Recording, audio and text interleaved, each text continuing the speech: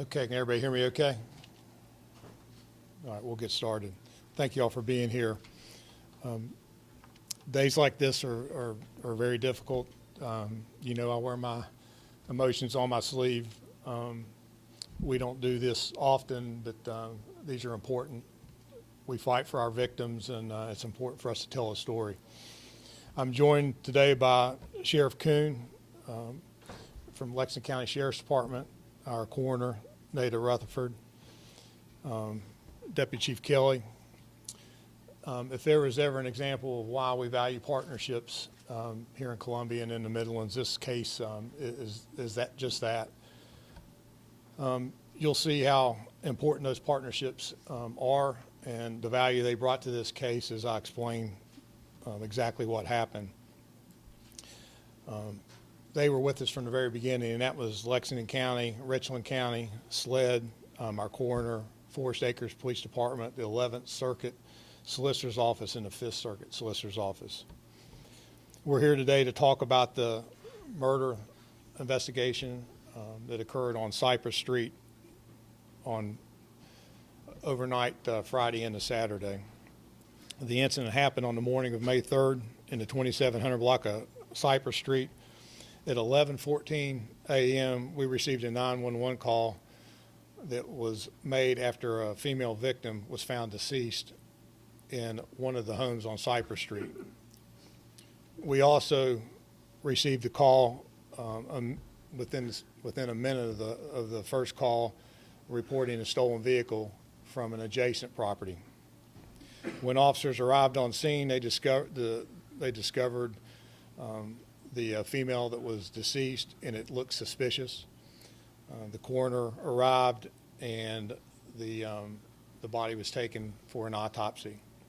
Once the autopsy was conducted, the coroner's office determined that the death was by a fatal gunshot wound, and she's going to speak to the cause of death now.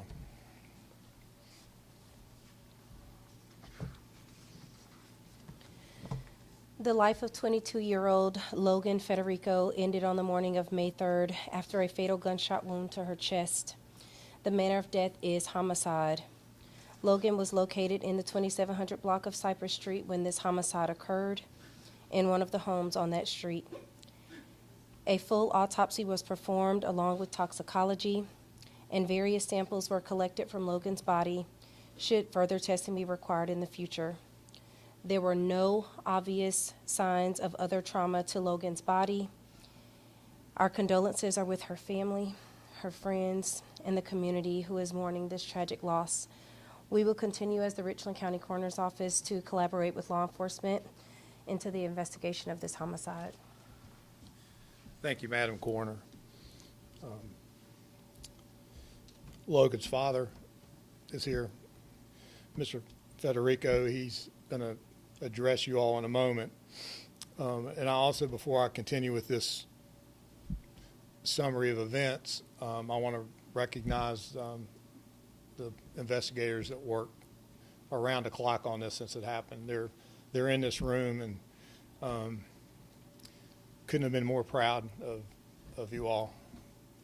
You know, we talk about fighting for victims, but we also, you've heard me say before, we're all moms and dads and brothers and sisters, and this touches all of us in a way that it'll never leave us.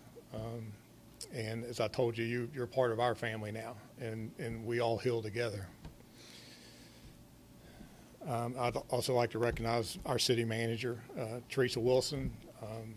We are able to do our work because of the support we get from Ms. Wilson, and the emphasis that our city officials, elected officials, put on public safety.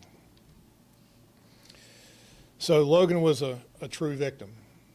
She was a helpless victim. She was not an intended target. The two locations I mentioned are both rental homes. They're occupied by college students at the University of South Carolina. They're fraternity brothers. They're all fraternity members. The victim, Miss Logan Federico, was from Waxhaw, North Carolina. She was visiting her friends that lived in this residence for the weekend. The previous night, she and her friends were out with others, just socializing, doing what college kids do, having a good time. She and a friend arrived back at the residence shortly before 3 a.m. in the morning. Investigators believe the suspect, who has been identified as 30-year-old Alexander Dickey, D-I-C-K-E-Y, breaks into one of the Cypress Street homes, and he steals keys to a vehicle and several items, including a firearm, after he was rummaging through rooms. The suspect also breaks into the home next door. These houses are side by side. And he steals several items, including a wallet and credit and debit cards. While in this residence, we believe that he enters a room where Miss Logan is located and fires a fatal shot. The suspect drives away in the stolen vehicle and heads towards West Columbia and goes on what can best be described as a shopping spree.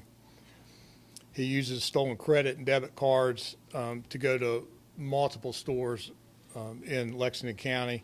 He ultimately drives to Saluda County and attempts to make additional fraudulent purchases.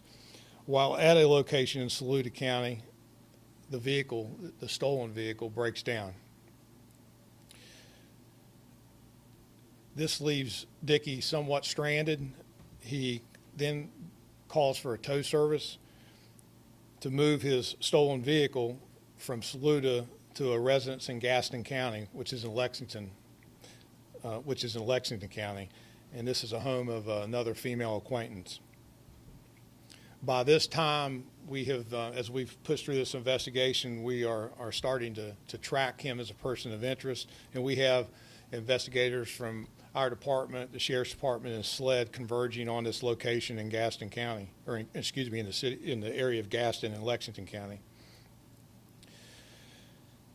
As law enforcement arrives at that residence, a person flees out the back and into the wooded area, and that person is who we have identified as Dickey. Law enforcement from the Sheriff's Department, Police Department, SLED, they remain in the area throughout the night into the next day. If you remember Saturday night, we had some severe weather. They were out in the weather all night tracking the suspect. Around 4 p.m. yesterday, a Lexington County resident reports seeing somebody come from the woods, steals a vehicle, and attempts to flee the area in his stolen vehicle, but wrecks a short distance away from where the theft occurred, flees again on foot, and heads back to the original Gaston home that he had fled from. He forces entry. It's unoccupied. He forces entry into the residence, and law enforcement surrounds the residence and starts ordering him to surrender. As law enforcement is giving him commands, the house or the residence becomes engulfed in flames. It's set on fire. Dickey is extracted through a window, taken into custody by the Lexington County Sheriff's Department, and he was taken to a hospital where he was treated and released. And I'm going to let Sheriff Coon speak to the charges in Lexington County in just a minute. Our officers, with the assistance of Lexington County, questioned the suspect at the Sheriff's Department. And as a result of the interview, the evidence collected at the scene, the assistance from the Sheriff's Department, consultation with the coroner and the SLED lab, we have issued murder warrants, or warrants charging Dickey with murder, 2 counts of first-degree burglary, 2 counts of possession of a weapon during the commission of a violent crime, possession of a weapon by a prohibited person. He's a convicted felon. 2 counts of grand larceny of a motor vehicle, 3 counts of financial transaction card theft. Dickey, he's a criminal. He is currently wanted by the Forest Acre Police Department for drug possession. He has convictions for auto braking, grand larceny, possession of meth, strong arm robbery, driving without a license, possession of a stolen vehicle, burglary third degree, burglary second, failed to comply with direction of police, resisting arrest. He's a true convict and deserves to be in jail for the rest of his life. I'm going to let Sheriff Coon speak to the current charges in Lexington County as a result of the things he did evading law enforcement. Thank you, Chief. Certainly our hearts go out to the family and the friends in this senseless case where a career criminal just went on a multi-day crime spree, wreaking havoc across 2 counties and 6 or 7 police jurisdictions. Our involvement, as Chief said, was at 160 First Creek Road in the Gaston area of our county, where he broke in that house and set it on fire. As a result, we've charged him with burglary first degree and arson second degree. That happened about 4:30 yesterday. I can tell you today at 3 o'clock he was denied bond by a Lexington County magistrate on those 2 charges. We certainly will continue to investigate and follow up on some financial fraudulent credit card usage in the area that we know about, and that second motor vehicle theft that Chief described. But I do want to echo Chief's sentiments on working together. We found out a long time ago is in this case criminals do not stay within one jurisdiction, and I'm proud of the work we've done all together to hopefully start the healing process and ultimately hold this person accountable for these crimes and walk with his family to that happens. Thank you. Thank you, Sheriff. As you can certainly appreciate, this was a very fluid investigation. It's very complicated. There's a lot of work still to be done. Again, I cannot say how proud I am of this team that's worked this case, and there's no question that had they not pursued this with the vigor that they did, I don't think we'd be standing here today. This was just truly a remarkable effort. Mr. Federico is asked to speak. I can't imagine what he's feeling right now. I'm asking you all to give him the utmost respect. He is not going to take questions. He has a few things he wants to say. So I'd ask you to come up at this time.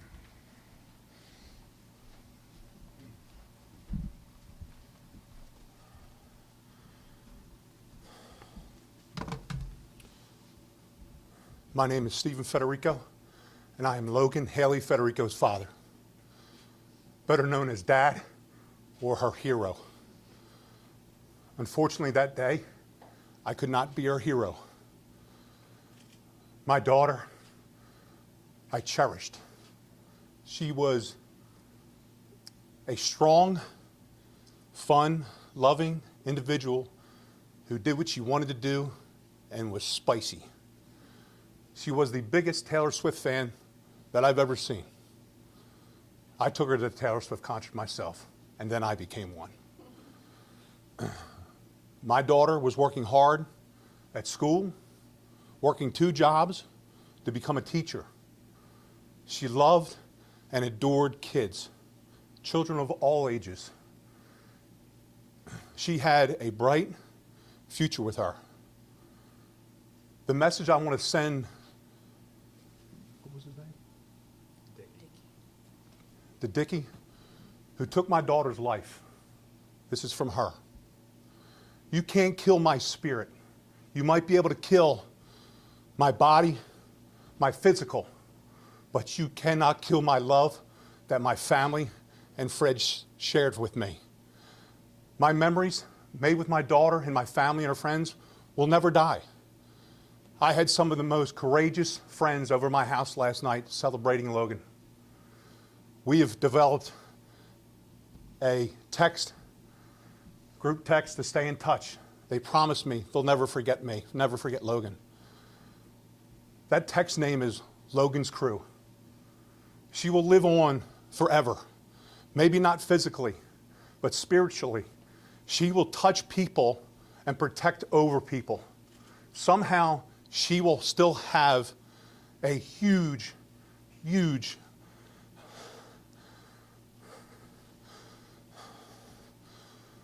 decision about what kids' life and looking over them.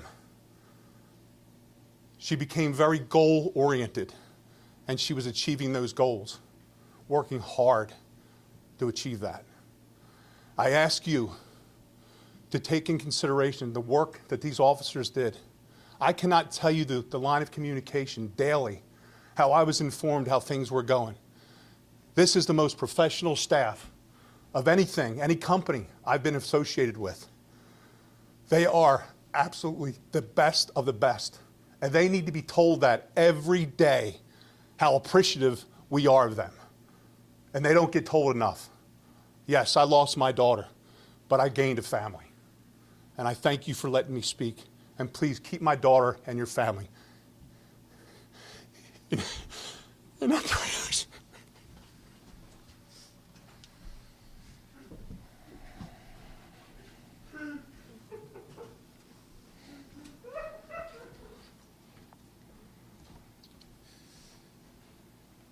Right, this is why we do what we do. We'll take a few questions. Again, this is a very active and ongoing investigation, so I'll answer what questions I can. Anybody? Chief Holder, you said her death was reported around 11 in the morning? Speak up, please. Sorry. Her death was reported around 11 in the morning. Why did it take so long to be reported?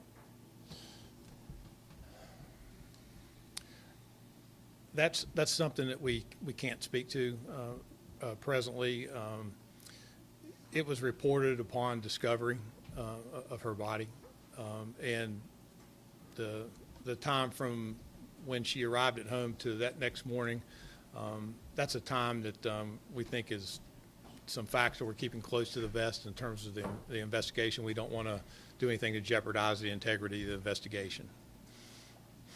Sheriff, do you have any comments about this catch and release system that we seem to have? I mean, the man was wanted in Forest Acres and now Lexington, now Columbia. I mean, how do you feel about that? He's already in prison. I don't think this is really what this press conference is about. His criminal history speaks for itself. He clearly has lived a life of crime. He's been in the state prison system. At the time that he committed this murder, he was not on probation or parole. He was wanted by Forest Acres for a drug offense, and that was an outstanding warrant. But he was not on paper for any other offenses. But he is absolutely a career criminal, and that will be a significant factor in how this case is pursued. Chief Holder, do we know who exactly found Logan in that home? Is that information you can share with us? Her friends. Does it appear that he picked the houses at random, stopped in front of and burglarized? We feel like this is completely random, that he happened to be in that particular place because of a series of other events. We don't feel like there was any interaction with any of the victims, to include Logan, prior to him arriving, on the property where they resided. I didn't say this before. There's a total of 10 victims in this case, including Logan, and they're victims of theft and theft of their credit cards and other properties, the vehicles. So, again, that's 10 separate victims, including our deceased Logan. And that black car, can you confirm that that was stolen from a funeral home around here? Black car. The car that he stole first? There was a Cadillac that was recovered in the vicinity of this location that was stolen a few days earlier from a local funeral home. Thank you. Yes, ma'am. Could you offer any words of comfort to the community? Is this still a safety risk in the area? There's absolutely no safety risk in the area. This was a very well-established, safe neighborhood. There was, I think, 2 other calls for service on that street this whole year, and it was for no major crime. The, there never was, we never felt like there was a threat to the neighborhood. We obviously would have communicated that immediately. We had a person of interest identified fairly quickly in terms of just somebody moving. We didn't have the name or face yet, but we knew we were tracking somebody that was involved in this. But there is no, we do not feel like there's any further threat, and again, I would reiterate that is a long, well-established neighborhood that has a good safety record. Thank you all very much.